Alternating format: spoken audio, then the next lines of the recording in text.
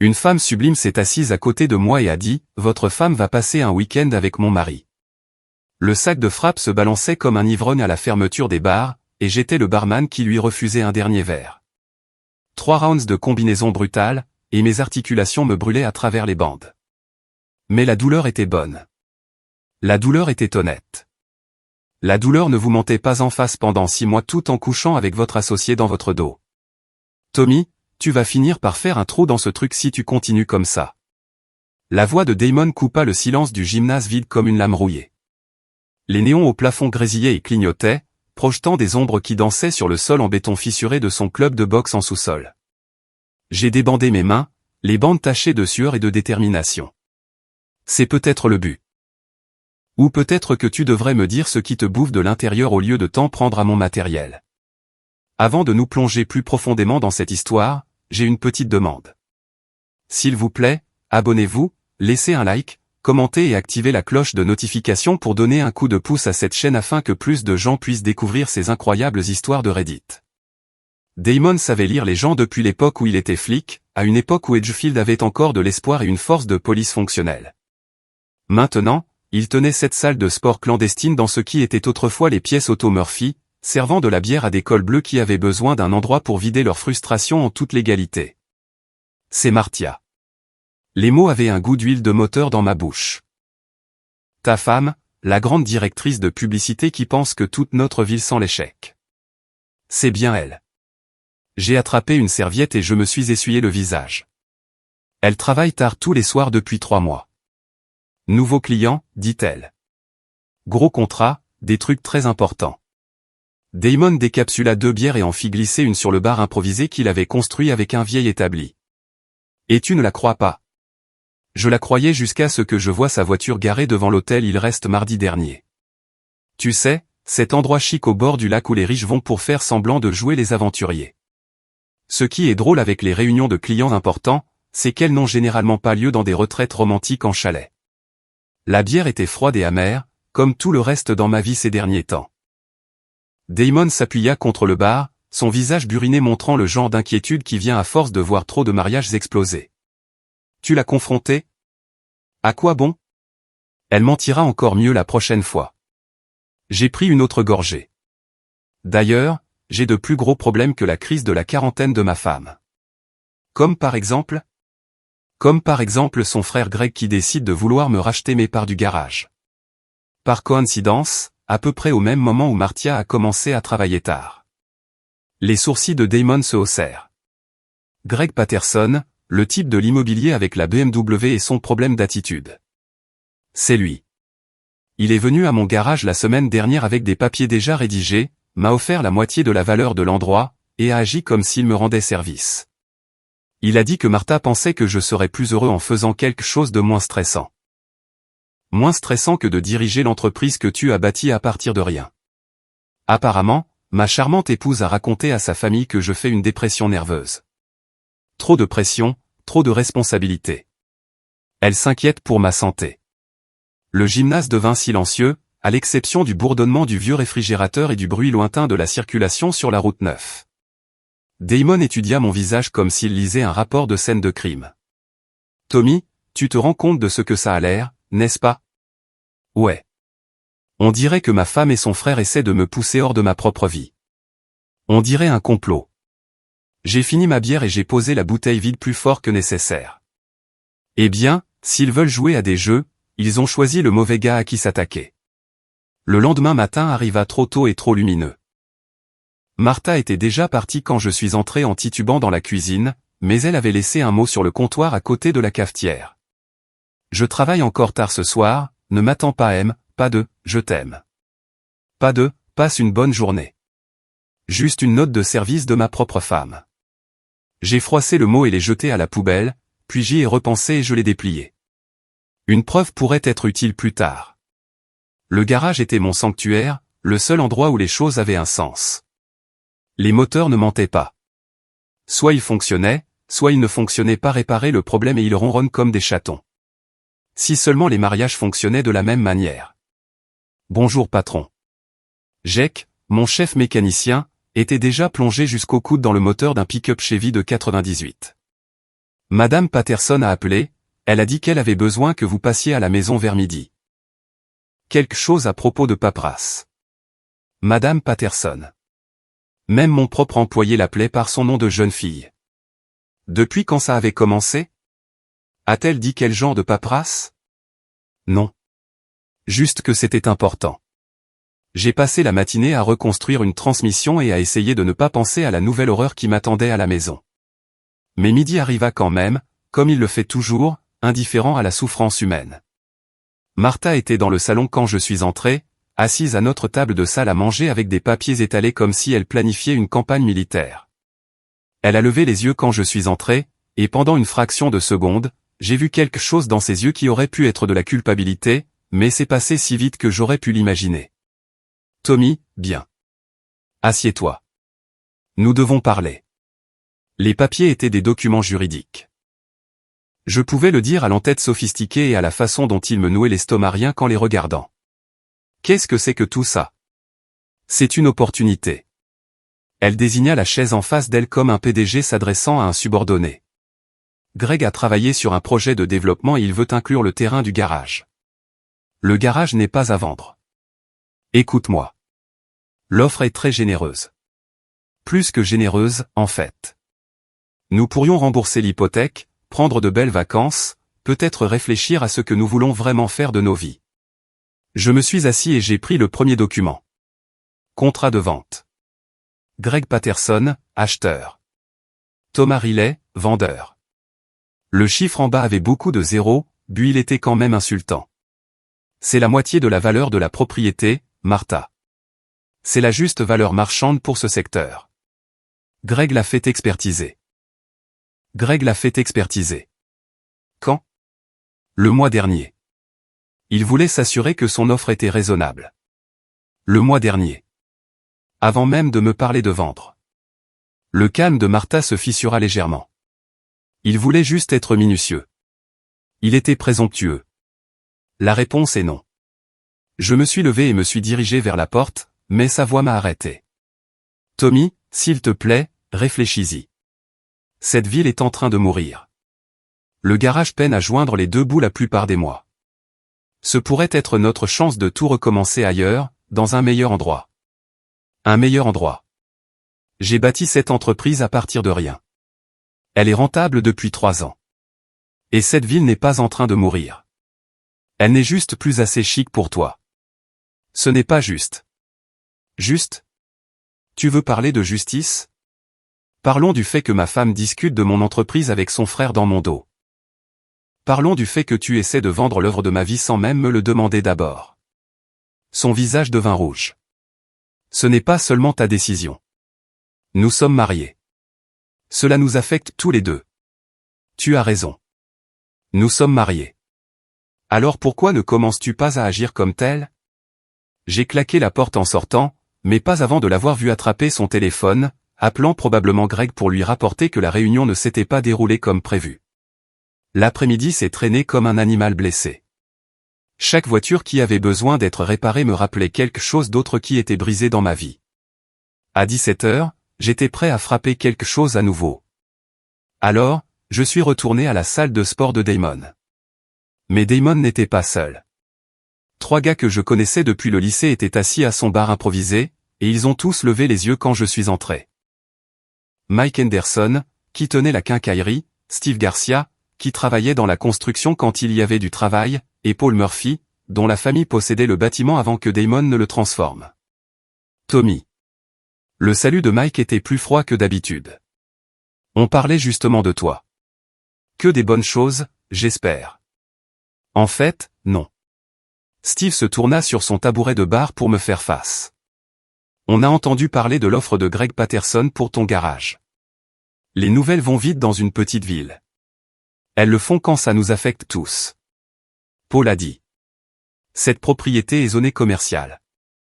Si Patterson met la main dessus, il prévoit de construire un centre commercial à ciel ouvert, des chaînes de magasins, des entreprises. Point ce qui tuera ce qu'il reste de la rue principale, a dit Mike. Ma quincaillerie ne peut pas rivaliser avec Home Depot. L'entreprise de construction de Steve dépend des contrats locaux. La famille de Paul est dans cette ville depuis 4 générations. J'ai regardé autour de la pièce les 3 visages que je connaissais depuis la majeure partie de ma vie. Des visages qui souriaient en me voyant. Et vous pensez que je devrais refuser une fortune pour protéger vos entreprises? Nous pensons que tu devrais considérer ce qui est le mieux pour la communauté, a dit Steve. Pas seulement ce qui est le mieux pour ton compte en banque. La communauté? Où était la communauté quand je travaillais 16 heures par jour pour maintenir le garage à flot?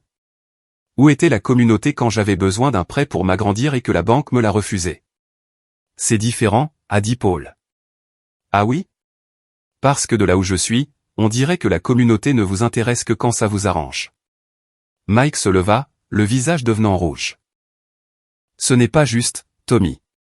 Nous nous sommes tous soutenus au fil des ans. Vraiment? Parce qu'il me semble me souvenir que lorsque ta quincaillerie était en difficulté il y a 2 ans, j'ai envoyé tous les clients qui avaient besoin de fournitures chez toi au lieu de leur dire d'aller à la grande surface de la ville voisine. Je me souviens que lorsque Steve avait besoin de quelqu'un pour se porter garant de lui auprès du conseil municipal, je suis venu à chaque réunion. Je me souviens que lorsque le père de Paul était malade, j'ai réparé sa voiture gratuitement tous les mois pendant 1 an. Nous apprécions tout ça, a dit Steve, mais sa voix manquait de conviction. Vraiment? Parce qu'en ce moment, j'ai l'impression que vous l'appréciez jusqu'à ce que ça devienne gênant pour vous. La pièce devint silencieuse. Damon, qui nettoyait des verres derrière le bar, prit enfin la parole. Peut-être qu'on devrait tous prendre un peu de recul ici. Non, ai-je dit, je pense qu'on devrait mettre les choses au clair. Vous voulez que je refuse une somme d'argent qui changerait ma vie pour protéger des entreprises qui reconnaissent à peine mon existence la plupart du temps. Vous voulez que je sacrifie mon avenir pour une communauté qui ne se souvient que je fais partie d'elle que lorsqu'elle a besoin de quelque chose? Ce n'est pas comme ça, a dit Mike. Mais même lui n'avait pas l'air convaincu. Ah non? Quand est-ce que l'un d'entre vous est venu au garage juste pour dire bonjour? Quand est-ce que vous m'avez invité à la soirée poker ou demandé comment allaient Martha et moi? Quand est-ce que vous m'avez traité comme un ami au lieu d'un autre propriétaire d'entreprise dont vous pourriez avoir besoin d'un service? Paul se tortilla mal à l'aise. On a tous été occupés. Occupés, c'est ça. Je me suis dirigé vers la porte. Eh bien, ne vous inquiétez plus. À partir de maintenant, on pourra tous être occupés séparément. Je suis sorti dans l'air du soir, laissant derrière moi 3 des plus anciennes amitiés que j'avais. Mais cela ressemblait moins à une perte qu'à l'admission finale de quelque chose qui était vrai depuis longtemps. La maison était vide quand je suis rentré. Un autre mot de Martha. Dîner client. Rentre tard. J'ai froissé celui-ci et n'ai pas pris la peine de le déplier. Les jours suivants passèrent dans un flou de routine et de ressentiment. Martha continua son schéma de départ précoce et de retour tardif. Greg appela 2 fois, laissant des messages vocaux de plus en plus agressifs sur la nature urgente de son offre. Mike, Steve et Paul s'efforçaient d'éviter le garage, ce qui signifiait m'éviter complètement dans une ville de cette taille. Le jeudi, j'étais prêt à faire quelque chose de stupide. Heureusement, Damon a appelé avant que je puisse décider de quoi il s'agirait. Tommy, tu dois venir ici tout de suite. Pourquoi? Qu'est-ce qui ne va pas? Viens juste ici et amène ton appareil photo. J'ai trouvé Damon garé de l'autre côté de la rue de l'hôtel Il Reste, des jumelles dans une main et un thermos de café dans l'autre. Il me tendit les jumelles et pointa vers le pavillon principal. Chalet 12. Je surveille depuis 1 heure. J'ai réglé les jumelles et j'ai senti mon estomac se nouer. La Lexus argentée de Martha était garée à côté d'une BMW noire que j'ai reconnue comme étant celle de Greg. À travers la fenêtre du chalet, je pouvais voir 2 silhouettes assises près l'une de l'autre sur un canapé. Depuis combien de temps tu savais, ai-je demandé. Je soupçonnais depuis 1 semaine. Confirmé ce matin. Tommy, je suis désolé. J'ai regardé ma femme rire à quelque chose que son beau-frère disait. Je l'ai regardé se pencher vers lui. Je l'ai regardé poser sa main sur son bras. Les jumelles rendaient tout limpide, y compris le fait que mon mariage était terminé. Prends des photos, ai-je dit. T'es sûr? Je suis sûr. Damon avait un appareil photo avec un téléobjectif, un reste de ses jours de flic. Nous avons passé 1 heure à documenter l'infidélité de ma femme avec une précision clinique. Martha et Greg sur la terrasse du chalet. Martha et Greg marchant main dans la main vers le lac. Martha et Greg s'embrassant comme des adolescents derrière le hangar à bateau. C'est suffisant, ai-je finalement dit. Allons-y, nous sommes rentrés en ville en silence. Les photos étaient accablantes, mais elles semblaient aussi être la preuve de mon propre échec. Comment n'avais-je pas vu ça venir? Comment avais-je pu être si aveugle? Qu'est-ce que tu vas faire? Demanda Damon alors que nous nous garions sur le parking de la salle de sport. Je ne sais pas encore, mais ce sera quelque chose dont ils se souviendront. Ce soir-là, j'étais assis dans ma cuisine avec les photos étalées sur la table comme une main de poker. Une très mauvaise main de poker. Mon téléphone vibra avec un texto de Martha. Je travaille encore tard. Ne m'attends pas, j'ai fixé le message pendant un long moment, puis j'ai répondu. Amuse-toi bien avec Greg. 3 points sont apparus, ont disparu, sont réapparus. Puis plus rien. 1 heure plus tard, mon téléphone a sonné. Martha. Tommy, nous devons parler. Je suis d'accord. Rentre à la maison. Je ne peux pas. Pas ce soir, mais demain. Nous nous assoirons et discuterons de tout. Tout? C'est un grand mot, Martha. Tu es sûr de vouloir discuter de tout? Silence à l'autre bout. Puis, qu'est-ce que tu veux dire? Je veux dire que je sais pour Greg. Je sais pour le chalet. Je sais pour tout. Le silence s'étira si longtemps que j'ai cru qu'elle avait raccroché. Finalement. Je suis désolé. Ah oui? Es-tu vraiment désolé ou juste désolé de t'être fait prendre? Tommy, s'il te plaît. C'est compliqué. Non, ça ne l'est pas. C'est en fait très simple. Tu couches avec ton beau-frère et tu essaies de voler mon entreprise. La seule partie compliquée est de savoir lequel de vous deux a eu l'idée en premier. Ce n'est pas comme ça. Alors c'est comment? Explique-moi, Martha. Aide-moi à comprendre comment coucher avec l'associé de ton mari tout en essayant de le forcer à vendre l'œuvre de sa vie est compliqué. Une autre longue pause. Je serai à la maison demain matin. Nous parlerons à ce moment-là. Non, nous allons parler maintenant. Tu veux t'expliquer? Commence à expliquer. Je ne peux pas faire ça par téléphone. Tu ne peux pas le faire du tout parce qu'il n'y a aucune explication qui rende ça acceptable. Il n'y a aucune histoire qui te transforme en victime ici, Tommy. Ce n'est pas moi que tu dois convaincre. Je n'ai jamais voulu que ça arrive, mais c'est arrivé. Pendant des mois. Ce n'était pas une erreur, Martha. C'était un choix. Une série de choix, et maintenant tu dois vivre avec les conséquences. J'ai raccroché avant qu'elle ne puisse répondre.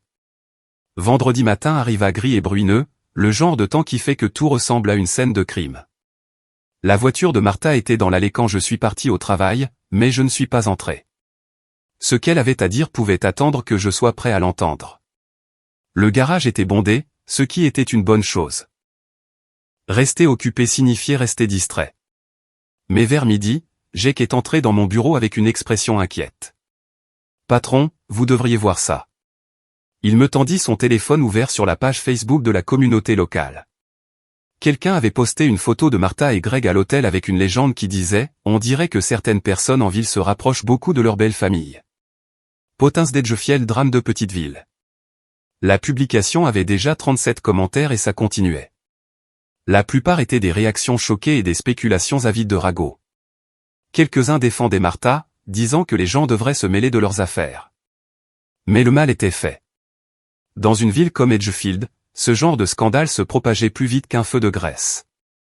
Une idée de qui a posté ça, ai-je demandé. Compte anonyme. Ça pourrait être n'importe qui. Mais j'avais une assez bonne idée de qui c'était. Damon avait toujours dit que parfois, la justice avait besoin d'un petit coup de pouce pour trouver son chemin. Mon téléphone vibra. Texto de Martha.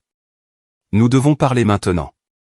Je suis rentré en voiture pour trouver Martha faisant les 100 pas dans le salon comme un animal en cage. Ses cheveux habituellement parfaits étaient en désordre et son maquillage ne pouvait cacher les rides de stress autour de ses yeux. « Tu l'as vu ?» demanda-t-elle sans préambule. « Le post Facebook ?» Oui, je l'ai vu. « C'est toi qui l'as posté ?» Non, mais je ne peux pas dire que ça me dérange. Elle me dévisagea comme si j'avais une deuxième tête. Comment peux-tu être si calme à ce sujet? Nos affaires privées sont partout sur Internet. Nos affaires privées? Martha, tu as une liaison avec ton beau-frère depuis des mois. Tu me mens tous les jours. Tu complotes pour voler mon entreprise. Et tu t'inquiètes pour un post Facebook. Je ne volais rien. L'offre de Greg était légitime. L'offre de Greg était un coup monté, une façon de me mettre hors jeu pour que vous puissiez être ensemble sans l'inconvénient de ma présence. Elle s'assit lourdement sur le canapé, son sang-froid finissant par se briser. Ça ne devait pas se passer comme ça. Comment ça devait se passer? Explique-moi le plan, Martha. Aide-moi à comprendre la chronologie. Il n'y avait pas de plan. Greg et moi, on s'est juste connectés. On se comprenait. Quand est-ce que ça a commencé, Tommy, s'il te plaît? Quand est-ce que ça a commencé? Il y a 6 mois. À ta fête d'anniversaire. Ma fête d'anniversaire. Celle qu'elle avait insisté pour organiser au country club. Celle où Greg avait passé la soirée à se plaindre de sa femme et de ses problèmes d'affaires. Celle où Martha avait été si attentive à lui que j'en avais plaisanté plus tard. 6 mois. Donc toute cette histoire avec l'offre pour le garage. C'était l'idée de Greg. Il pensait que si tu avais une sécurité financière, ça pourrait faciliter la transition. La transition vers quoi? Être divorcé et au chômage. La transition vers notre bonheur à tous les deux. J'ai ri, mais il n'y avait aucun humour là-dedans. Le bonheur, c'est ça. Et la femme de Greg? Et Elena? Elle était censée être heureuse, aussi? Le visage de Martha devint pâle. Elena ne sait pas, tu en es sûr? Qu'est-ce que tu veux dire? J'ai sorti mon téléphone et je lui ai montré le post Facebook. Regarde les commentaires, Martha. Vraiment. Regarde-les. Elle fit défiler les réponses, son visage devenant de plus en plus pâle à chaque fois. Vers le bas, il y avait un commentaire d'Elena Patterson. Merci d'avoir porté cela à mon attention. Certaines personnes méritent de connaître la vérité sur leur conjoint. Oh mon Dieu, murmura Martha. Oui, oh mon Dieu. Il s'avère que ton petit secret n'était pas aussi secret que tu le pensais. Mon téléphone sonna. Numéro inconnu. Allô? Est-ce que je parle à Thomas Riley? La voix était féminine, nette, professionnelle. Oui. C'est Elena Patterson. Je crois que nous devons parler. J'ai regardé Martha, qui me fixait avec une horreur grandissante. Oui, ai-je dit. Je le crois aussi. Pouvez-vous me retrouver à la salle de sport de Damon dans 1 heure? Je pense que nous avons des intérêts mutuels à discuter. J'y serai. J'ai raccroché et je me suis dirigé vers la porte. Tommy, attends. Martha appela derrière moi. Où vas-tu? Avoir une conversation avec quelqu'un qui s'est fait avoir autant que moi dans cette situation. Qu'est-ce que ça veut dire? Ça veut dire que la femme de ton petit ami veut discuter, et je suis très intéressé par ce qu'elle a à dire. Elena Patterson n'était pas ce à quoi je m'attendais. Je l'avais vue à des événements communautaires au fil des ans, mais toujours de loin. De près, elle était frappante d'une manière qui n'avait rien à voir avec la beauté conventionnelle. Des pommettes saillantes, des yeux gris acier et le genre de posture qui suggérait qu'elle n'avait jamais reculé devant un combat de sa vie. Elle était assise au bar de Damon quand je suis arrivé, sirotant un whisky et ayant l'air de planifier une guerre. Monsieur Riley, merci d'être venu. Appelez-moi Tommy, et merci d'avoir posté cette photo. Je ne l'ai pas postée, mais je sais qui l'a fait et je leur ai demandé de le faire. Damon apparut de l'arrière-salle, jeta un coup d'œil à la situation et s'éclipsa. Elena et moi étions seuls dans la pénombre de la salle de sport. 2 victimes de la même trahison. Depuis combien de temps saviez-vous, ai-je demandé. Pour la liaison? 3 semaines. Pour le plan d'affaires? Depuis ce matin. Comment l'avez-vous découvert? Greg n'est pas aussi intelligent qu'il le pense. Il a laissé son ordinateur portable ouvert et j'ai vu les SMS, tous. Elle sortit son téléphone et me montra une série de captures d'écran. Des messages entre Greg et Martha qui me retournèrent l'estomac.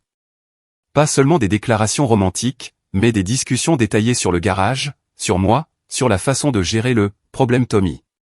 Il m'appelait un problème, entre autres choses. Votre femme semble penser que vous traversez une sorte de crise de la quarantaine. Greg pense que vous êtes un loser de petite ville qui ne mérite pas ce qu'il a construit. Et qu'en pensez-vous? Elena m'étudia un instant. Je pense que vous êtes un homme qui a été pris pour un imbécile par des gens qui vous ont sous-estimé. La question est, qu'allez-vous faire à ce sujet? Que suggérez-vous? Je suggère que nous les fassions payer. Au cours de l'heure suivante, Elena exposa tout ce qu'elle savait. L'entreprise immobilière de Greg était endettée jusqu'au cou. Il avait besoin de la propriété du garage non pas pour un développement, mais comme garantie pour un prêt qui l'empêcherait de faire faillite. Martha lui avait fourni des informations sur nos finances, l'aidant à élaborer une offre qui me forcerait à vendre. Il est fauché? Ai-je demandé. Pire que fauché. Il doit de l'argent à des gens très peu recommandables, le genre qui n'acceptent pas les plans de paiement. Comment savez-vous tout ça? Parce que c'est moi qui maintiens son entreprise à flot depuis 2 ans. Ma famille a de l'argent, Tommy. Du vrai argent. Greg m'a épousé pour mon fonds en fiducie, et je finance ses échecs depuis lors. Pourquoi? Parce que je l'aimais, ou je croyais l'aimer. Parce que je croyais à ses promesses de construire quelque chose ensemble. Parce que j'étais aussi sotte que vous. La voix d'Elena était stable, mais je pouvais voir la douleur derrière ses yeux. Nous sommes restés silencieux un moment.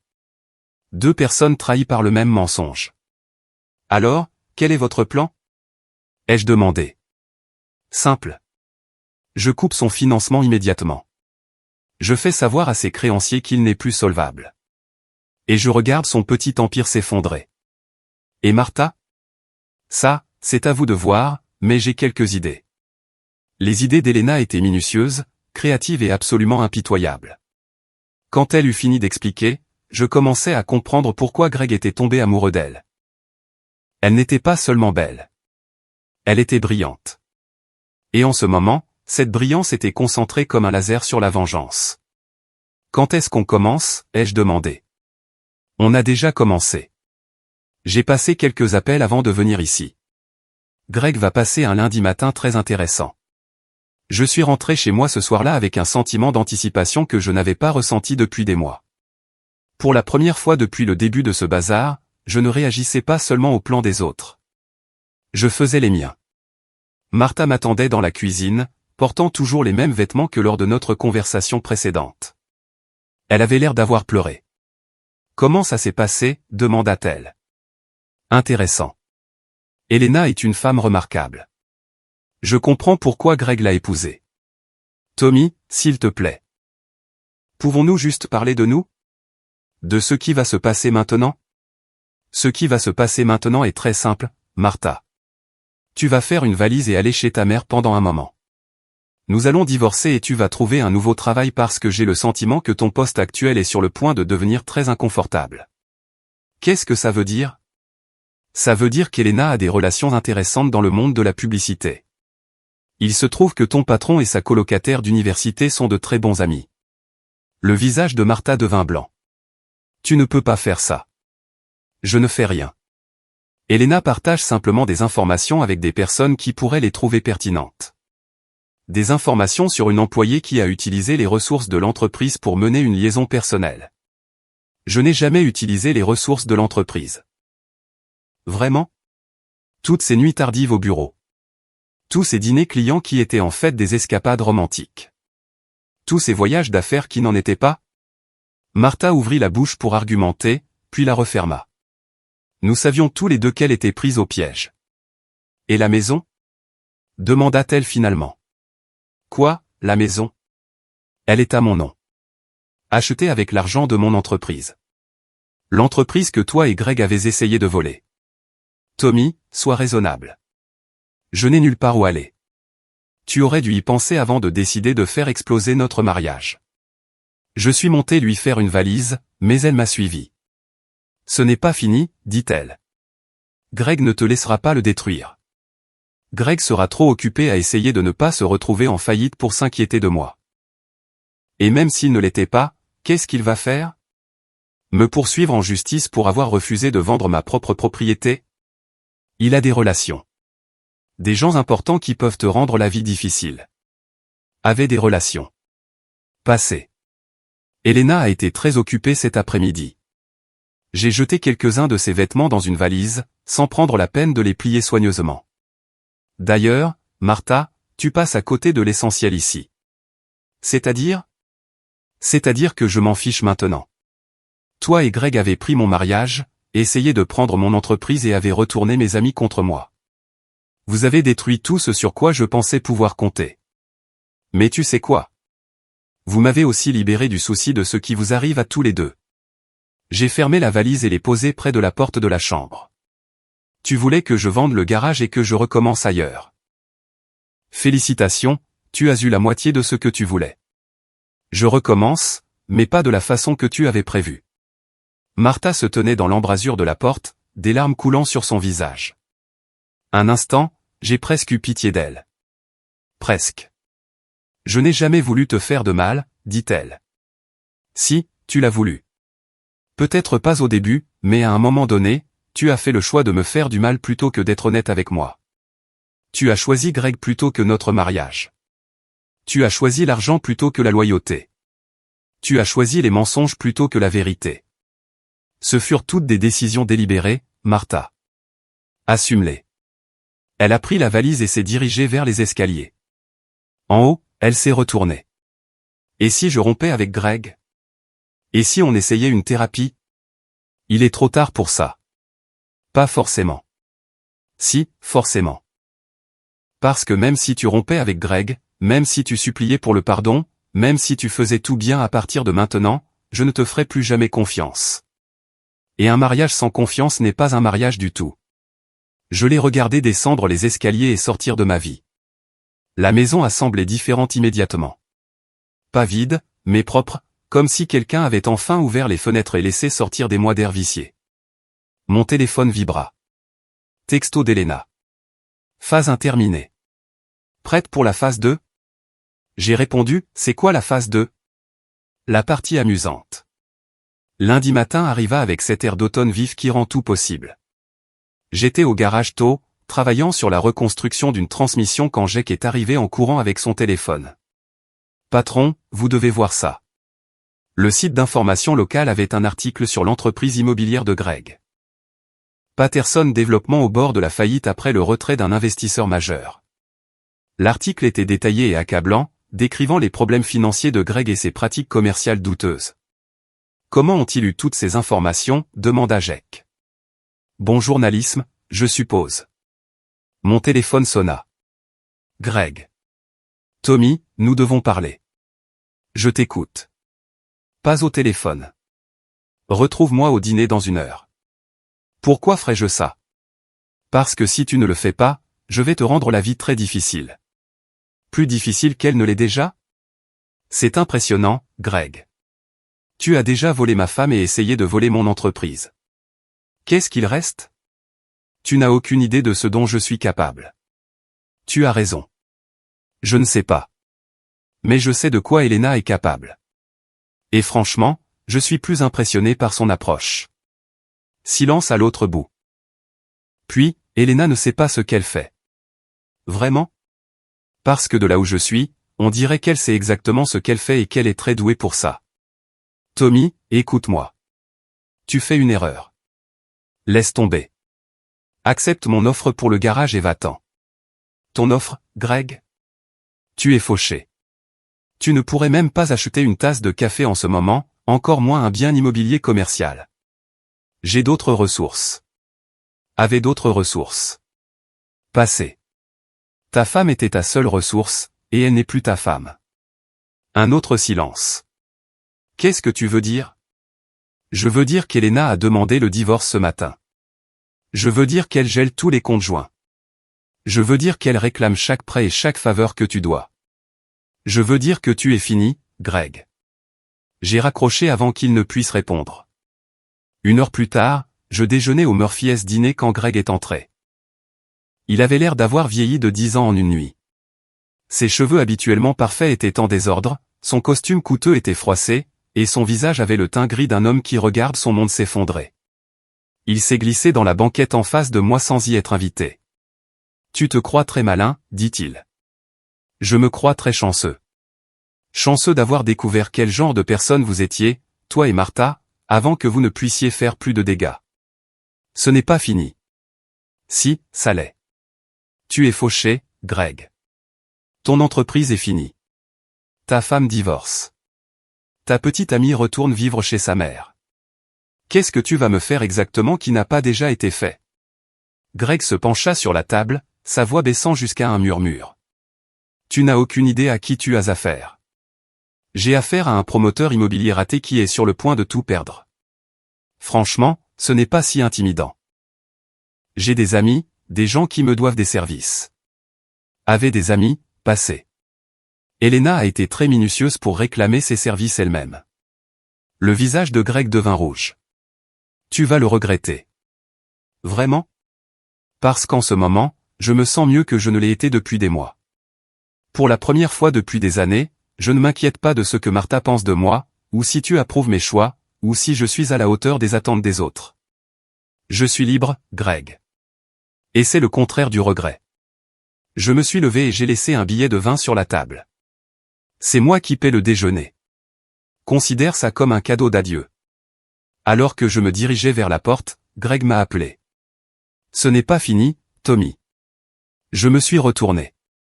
Tu n'arrêtes pas de dire ça, mais regarde autour de toi, Greg. Regarde ta vie. Regarde ce que tu as perdu. Regarde ce qui t'attend. C'est fini. C'est fini depuis le moment où tu as décidé de t'en prendre à mon mariage et à mon entreprise. Tu ne le savais juste pas encore. Le dîner était plein de gens que je connaissais depuis des années. Des gens qui avaient entendu les ragots, vu les posts Facebook, lu les articles de presse, des gens qui regardaient cette confrontation avec le genre de fascination habituellement réservé aux accidents de voiture. Tu veux savoir ce qui est vraiment fini? Dis-je assez fort pour que tout le monde entende. Ce qui est fini, ce sont les gens comme toi qui viennent dans cette ville et pensent qu'ils peuvent prendre ce qu'ils veulent des gens comme nous. Ce qui est fini, c'est de supposer qu'être riche et bien connecté vous rend intouchable. Ce qui est fini, c'est l'idée que les gens ordinaires ne se défendent pas. J'ai regardé autour du dîner, croisant des visages que je connaissais depuis l'enfance. Greg Patterson est venu dans cette ville en pensant qu'il pouvait nous acheter et nous vendre comme des marchandises. Il pensait qu'il pouvait voler mon entreprise, détruire mon mariage et s'en tirer plus riche. Il s'est trompé.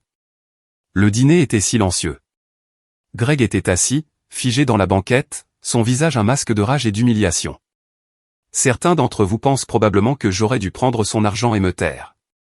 Certains d'entre vous pensent probablement que je suis vindicatif.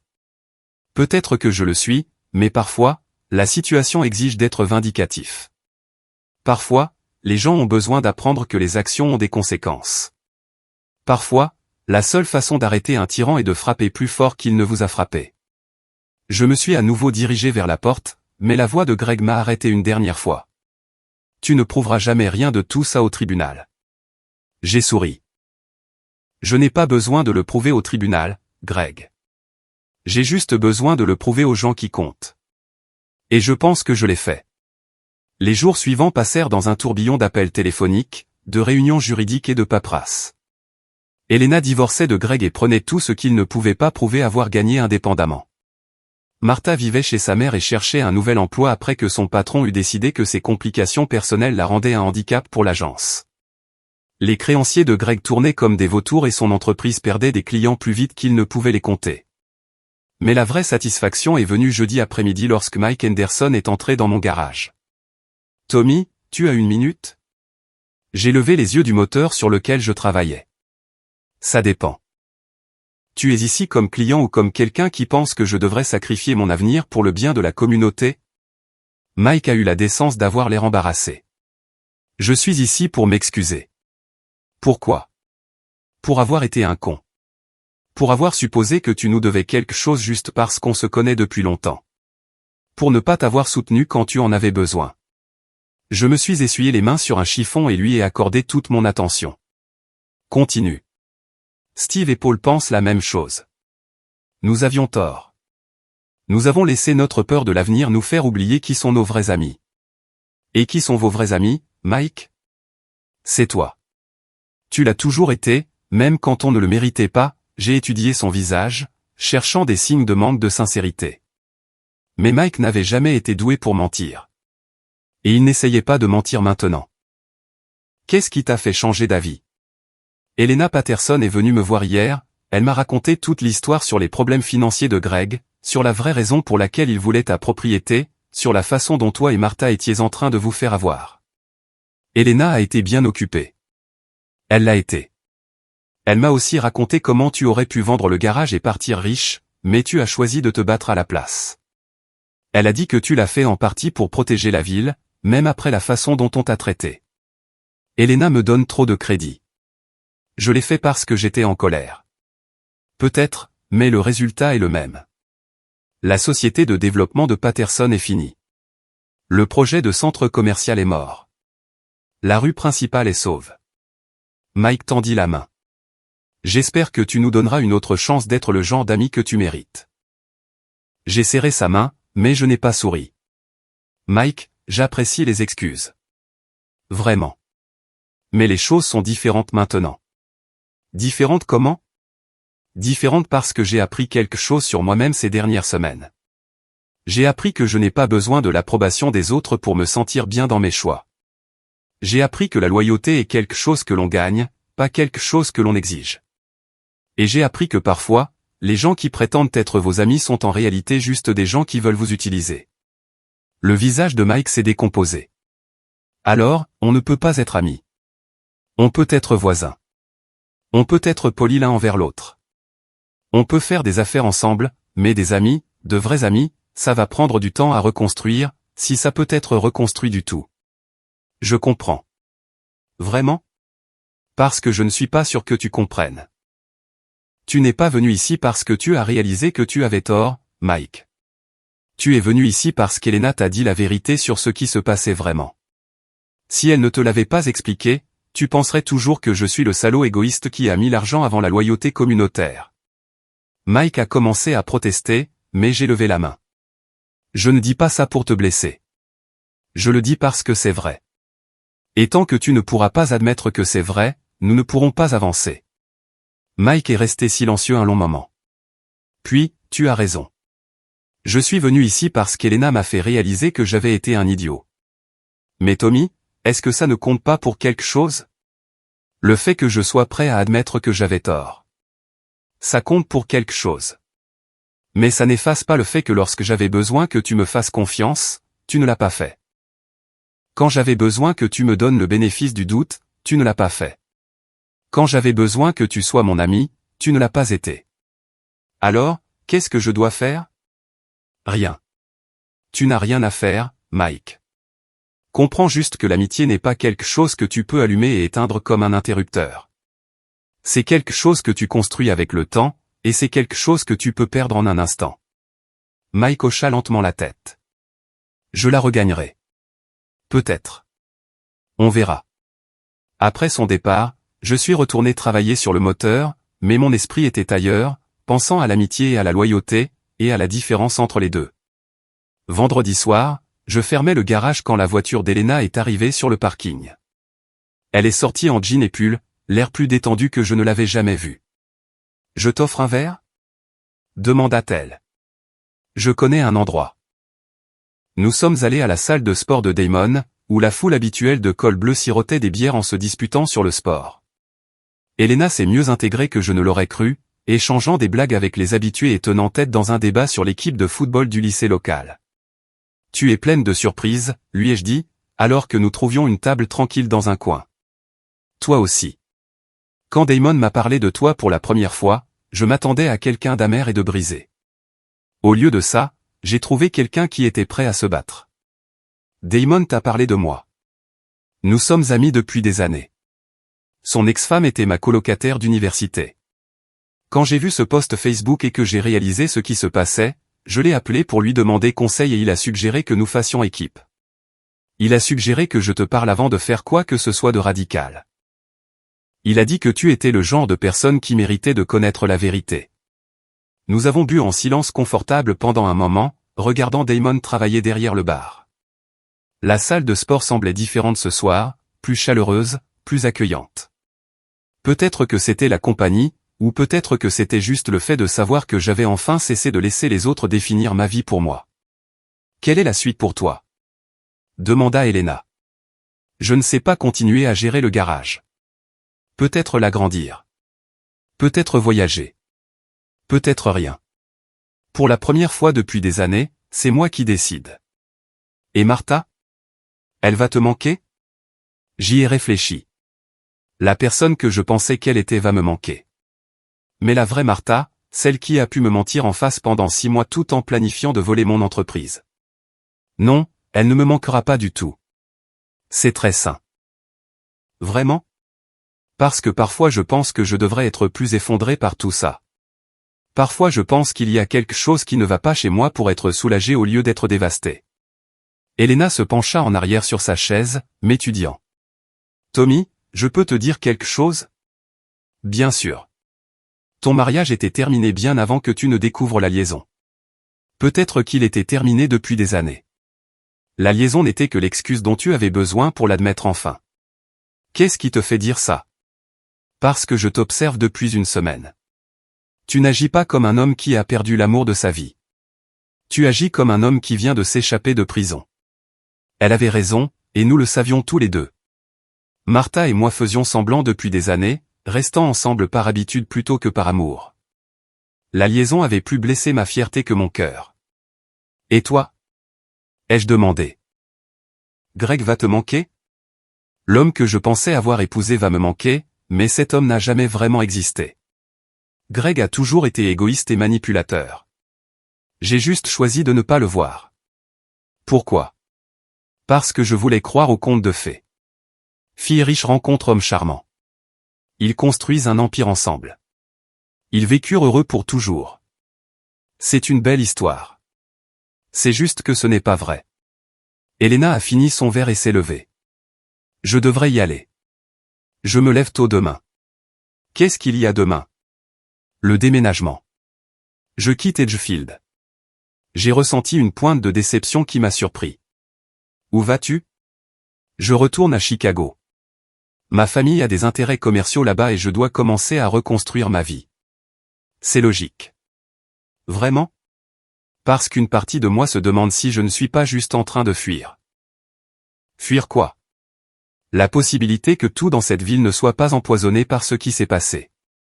Nous nous sommes regardés à travers la table et un instant, j'ai pensé qu'elle parlait peut-être de plus que de géographie. Elena, je sais que c'est trop tôt, trop compliqué, trop d'histoire, tout ça. Mais peut-être. Peut-être quoi? Peut-être que compliqué n'est pas toujours mauvais. Peut-être que parfois les meilleures choses viennent des endroits les plus inattendus. Elle a souri. Peut-être, mais pas aujourd'hui. Aujourd'hui, je dois me concentrer sur la reconstruction de ma vie, et tu dois faire de même. Et après ça? Après ça, on verra. Elle m'a embrassé sur la joue et s'est dirigée vers la porte. Prends soin de toi, Tommy Riley. Toi aussi, Elena Patterson. Je l'ai regardé s'éloigner en voiture, puis j'ai commandé une autre bière et j'ai essayé de comprendre ce que je ressentais à l'idée d'être à nouveau seul. Samedi matin a apporté une visite inattendue. Je travaillais dans mon garage à la maison quand une voiture s'est arrêtée dans l'allée. Greg est sorti. Mais ce n'était pas le Greg confiant et arrogant que j'avais connu pendant des années. C'était un homme brisé, portant des vêtements froissés et l'expression désespérée de quelqu'un qui n'a plus rien à perdre. Tommy, je dois te parler. On a assez parlé, Greg. S'il te plaît, 5 minutes. Contre mon meilleur jugement, j'ai posé mes outils et lui ai accordé mon attention. Je quitte la ville, dit-il. Bien. Je voulais m'excuser avant de partir. Pourquoi? La liaison, le plan d'affaires, les menaces. Tu vas devoir être plus précis. Greg s'est assis lourdement sur mon établi.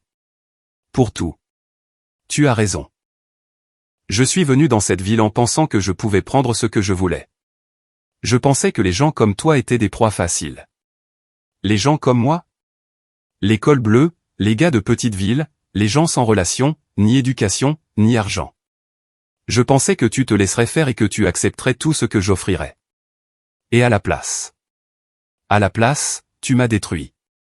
J'ai regardé le visage hagard de Greg et j'ai ressenti quelque chose d'inattendu. De la pitié. Je ne t'ai pas détruit, Greg.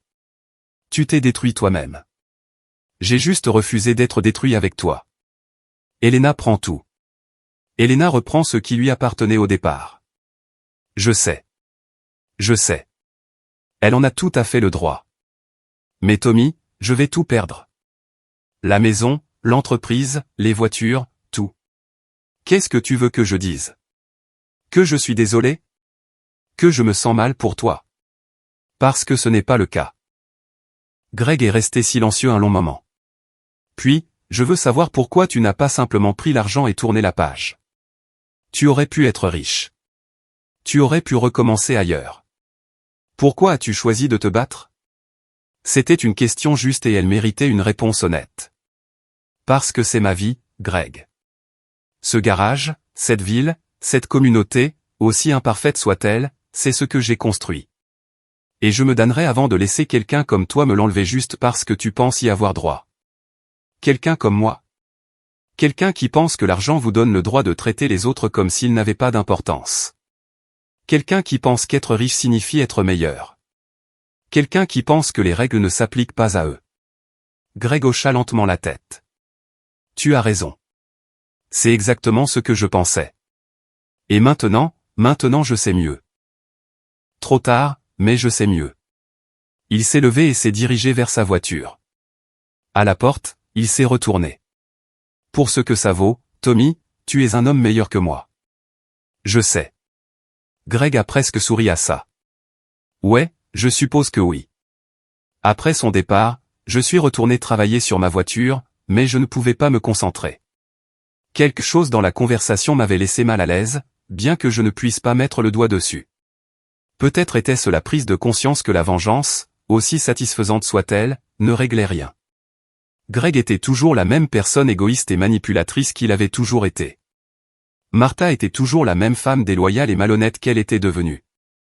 J'avais gagné la bataille, mais la victoire semblait creuse. Ou peut-être était-ce le fait de savoir que j'étais devenu quelqu'un que je ne reconnaissais pas entièrement. L'ancien Tommy se serait contenté des excuses de Greg. L'ancien Tommy se serait senti mal d'avoir détruit la vie de quelqu'un, même de quelqu'un qui le méritait. Mais l'ancien Tommy avait été naïf. Il avait cru à la justice, aux secondes chances et à la décence fondamentale des gens. Le nouveau Tommy savait mieux. La question était, quelle version de moi-même voulais-je être? Dimanche après-midi, je déjeunais au Murphy's Dîner quand Damon s'est glissé dans la banquette en face de moi. Tu as une sale gueule, dit-il. Merci. Tu sais toujours quoi dire. Qu'est-ce qui te tracasse? Tu as eu tout ce que tu voulais. Greg est parti. Martha est partie.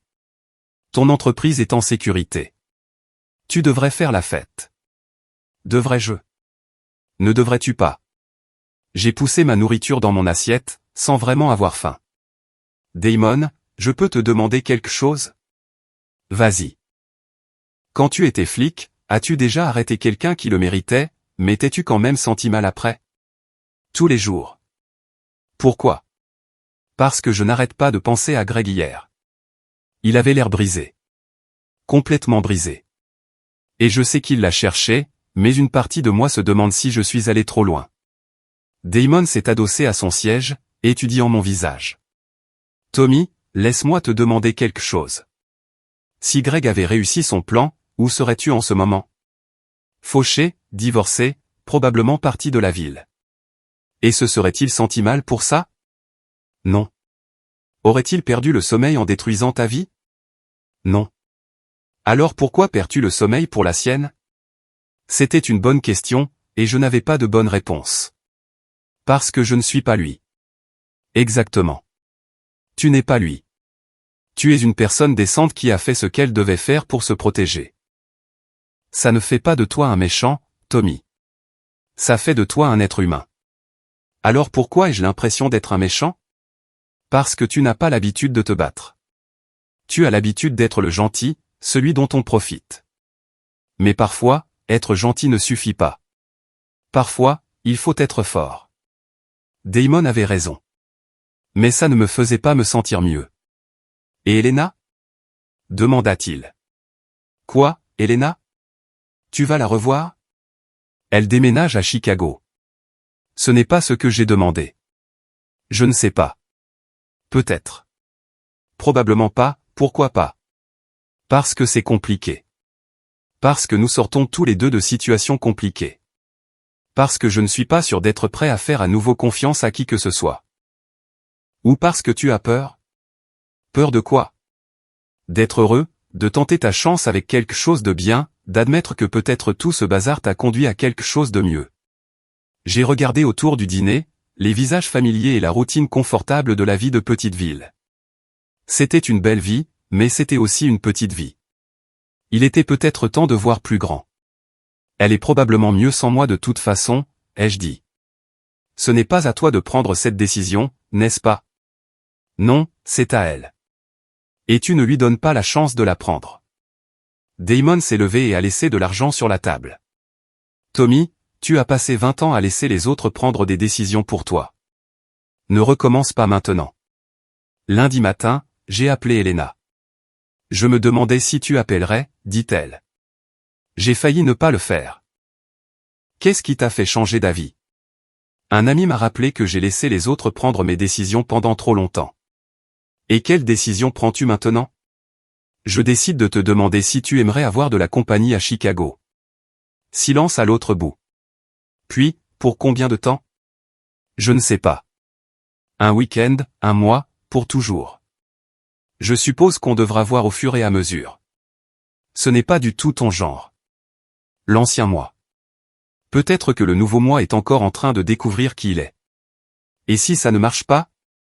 Alors ça ne marche pas. Mais au moins, nous saurons que nous avons essayé. Une autre pause. Tommy, es-tu sûr de ça? Tu parles de tout quitter ce que tu as construit. Je parle de construire quelque chose de nouveau avec quelqu'un qui comprend ce que c'est que de recommencer. C'est un grand risque. Combattre Greg l'était aussi. Tenir tête à mes amis aussi. Refuser d'être la victime aussi. Je m'habitue à prendre des risques. Elena a ri. Quand peux-tu être ici? Le week-end prochain, ça te va? Parfait. Je t'enverrai mon adresse. Après avoir raccroché, je suis resté assis dans mon bureau pendant un long moment, pensant aux dernières semaines et aux choix que j'avais faits.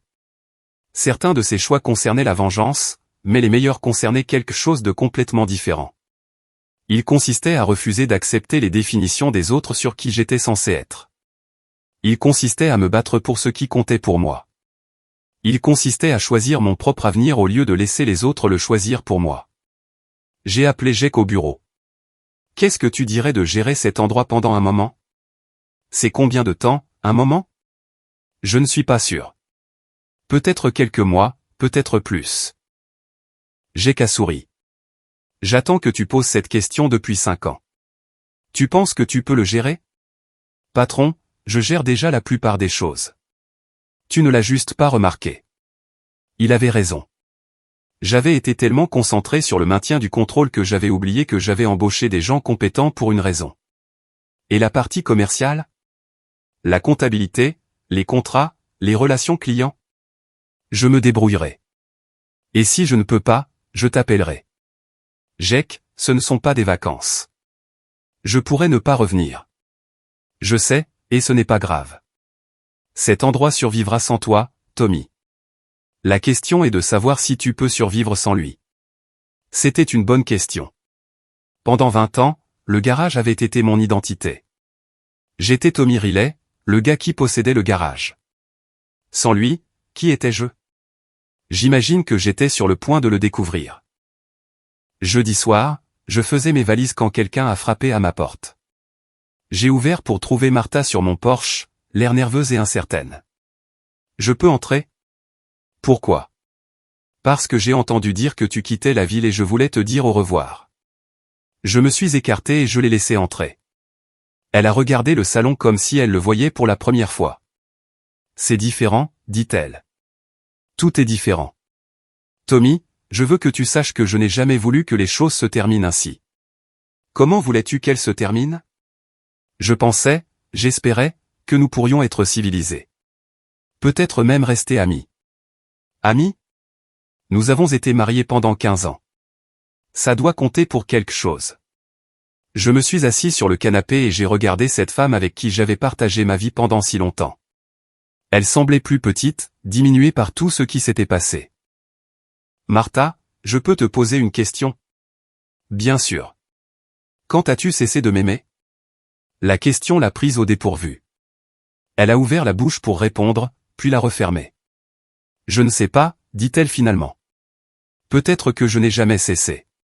Peut-être que j'ai juste cessé de me souvenir pourquoi je t'aimais au départ. Et Greg, tu l'aimes?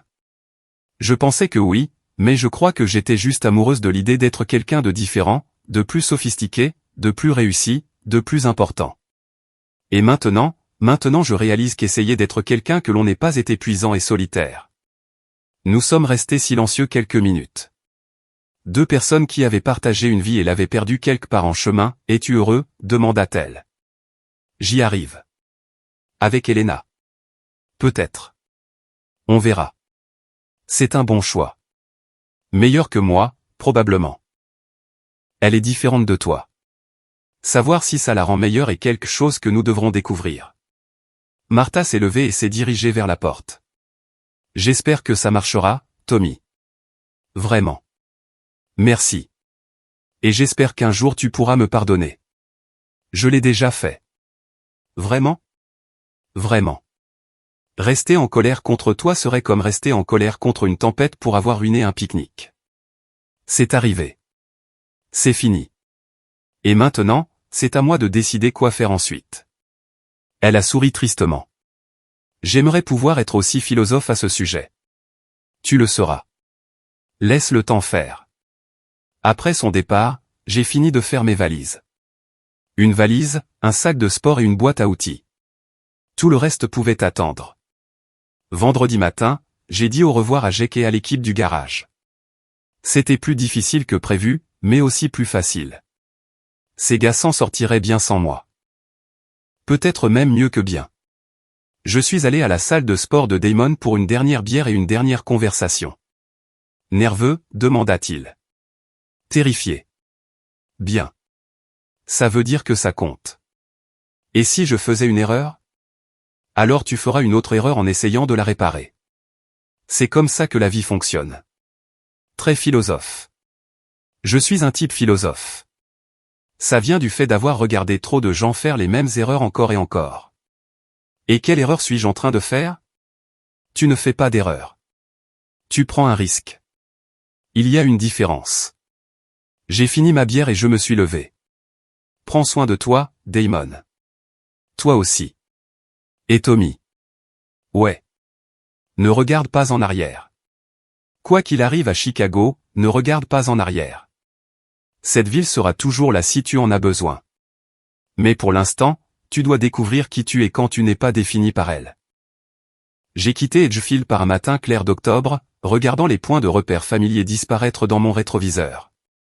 Le garage, le dîner, la salle de sport, la maison où j'avais vécu ma vie de marié. Tout devenait de plus en plus petit jusqu'à n'être plus qu'un souvenir. Mais je ne pensais pas à ce que je laissais derrière moi. Je pensais à ce vers quoi je roulais. Une nouvelle ville, une nouvelle vie, une nouvelle chance d'être la personne que j'étais censé être au lieu de la personne que tout le monde attendait que je sois. Mon téléphone vibra avec un texto d'Elena. Bon voyage. J'ai hâte de te voir. J'ai répondu. J'arrive. Et pour la première fois depuis des mois, peut-être des années, j'étais vraiment excité par ce qui allait suivre. L'autoroute s'étendait devant moi, vide et pleine de possibilités. Au loin, la silhouette de Chicago commençait à émerger de la brume matinale. Quelque part dans cette ville se trouvait une femme qui comprenait ce que signifiait recommencer, se battre, refuser d'être une victime. Quelque part dans cette ville se trouvait mon avenir. J'ai appuyé sur l'accélérateur et j'ai roulé vers lui, laissant le passer exactement là où il devait être, derrière moi.